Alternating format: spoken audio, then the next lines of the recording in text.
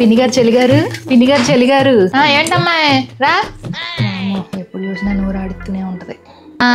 నేను తినటానికే వాడతాను నోరు, కానీ ఈ మధ్య చాలా మంది నోరు ఇతరుల మీద పారేసుకుంటాక వాడుతున్నారు బాగా. నాకు చెవులు బాగానే వినిపిస్తున్నాయిలే. అయినా ఏంటి అంత చిన్న గిన్నె తీసుకొని వచ్చావు?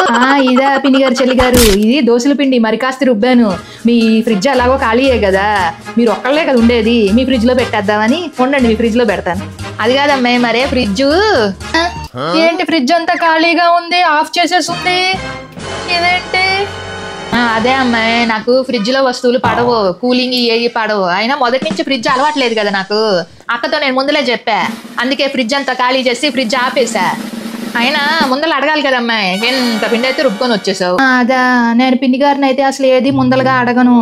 దానికే భాగ్యమమ్మా, నీకు ఎప్పుడు కావాలంటే అప్పుడు పెట్టుకో. తీసుకొని వచ్చేస్తాను, మా పిండి గారు ఎట్టాగొట్ట అడ్జస్ట్ చేసి పెట్టేసిద్ది. సర్లే గానీ నేను కూడా ఏం చేసుకోవాలా, టిఫిన్ ఏం చేసుకోవాలని ఆలోచిస్తున్నా. మంచి సమయానికే తెచ్చావు. కాస్త దోశల పిండి నాకు కూడా అక్కడ పెట్టేళ్ళు.